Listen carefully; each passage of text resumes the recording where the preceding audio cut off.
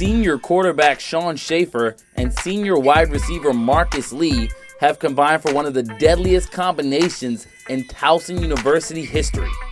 Schaefer has already set records for the most passes completed and the most yards passing in a single career, while Lee is just one catch away from breaking the all-time receiving record here at Towson.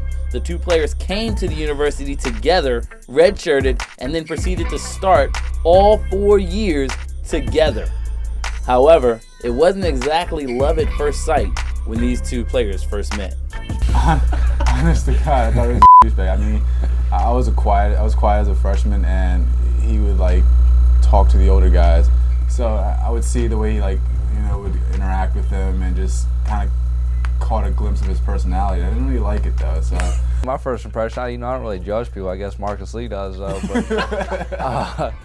But I didn't really have any opinion besides I thought the first thing I thought was he had great hands. I could see a lot of the other guys were talking about like this kid he's gonna be really good. You could just tell he was one of those guys that would just go up and get the ball no matter what we were doing. Like it was just any drills that we were doing. Like man, it's like this kid's got great hands. And then he said coming into in the summer after our freshman year, we really started hanging out and becoming like real good friends. With Schaefer and Lee being so close off the field, even hanging out with each other 4 to 5 days a week, it's clearly had an immense effect on their ability to play together. Our relationship on the field, it just reflects how we are off the field too. Yeah, that's what I think. Somebody that you're real close with, you'd be willing to do anything for him. He was one guy that never wanted to let down the field. I always want to play my best for him while he was out there, and try to always do the right things. And just having a guy like that on the field, like I said, you'd be willing to pretty much just die for him. And I think that has helped for definitely on the field. You just willing to put it all out there when you go on the field for guys like him. But over the years, there have been times where the two haven't quite seen eye to eye. And it's oftentimes where Schaefer's passes have put Marcus Lee in harm's way.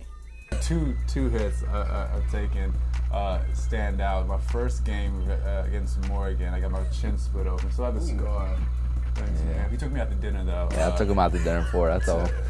That apologize. Yeah. I think my sophomore year we played Delaware. I remember going across the middle, and in my head I'm like, "Don't throw me the ball! Don't throw me the ball!" And the ball's coming my way. And I'm like, "Oh, okay." I threw it because I remembered I floated over the middle, and as soon as I threw it, I was like, man, I gotta throw it harder. I gotta stick it in there if I'm gonna make that throw. And he's like, come on, man, throw it in there if you're gonna throw it.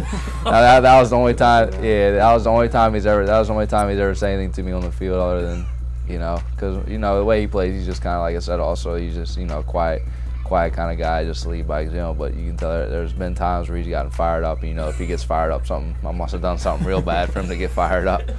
Still, during a 5-year time period in the Towson program, there is plenty of opportunity to have some great memories. Delaware our sophomore year, and Hofstra that year.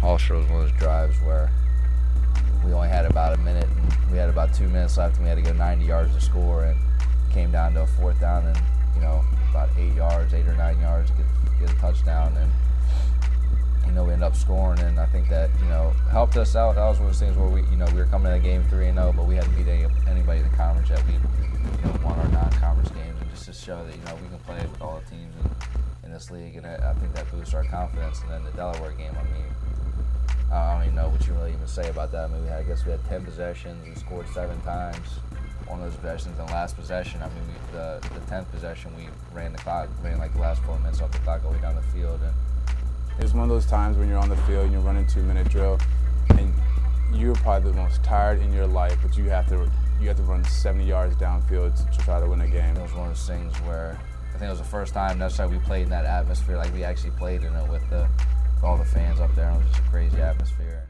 However, this game against James Madison will mark the last time these two players will ever team up on the field together.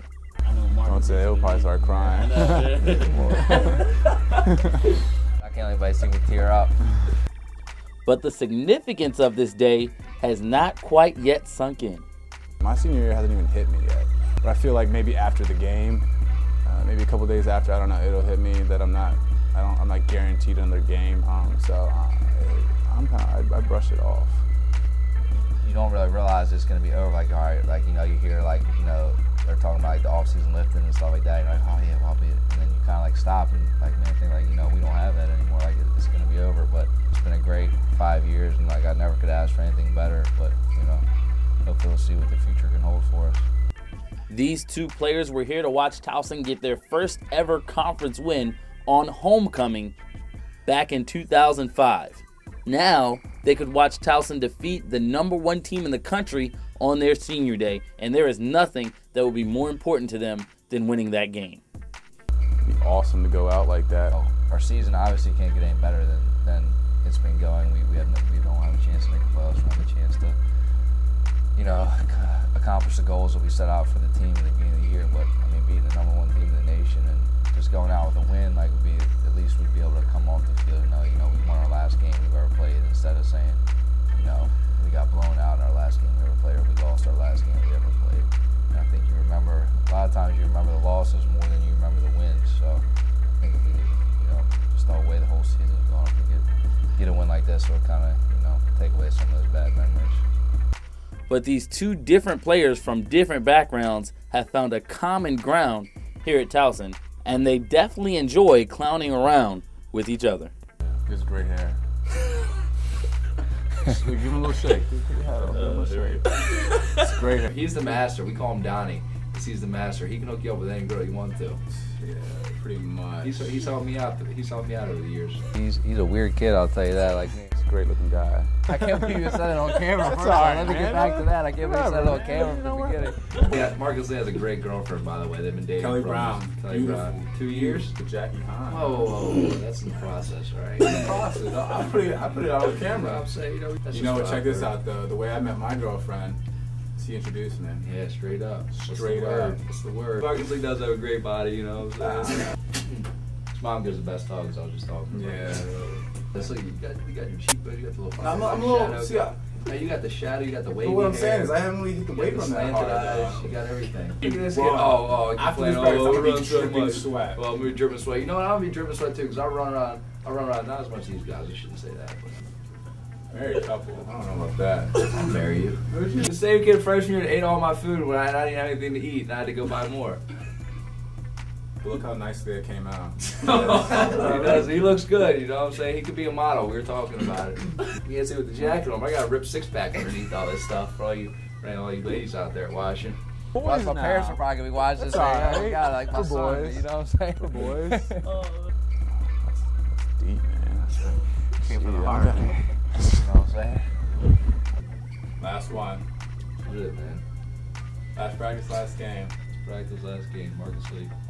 He's famous. Tell him not to forget about me, everybody out there. I'm saying it right here, right now. Tell him not to forget about Papa me. Shape will. He's not gonna talk to me. He's not gonna talk to me. He says that all the time. He's not gonna talk to me, you guys. First of all, the kid didn't even like me when I first got here. Who knows me really even thinks about me now? They ain't gonna leave and go back to the real way, the things the way it really were. Man, that kid was such a douchebag. I can't believe I had to lie to everybody.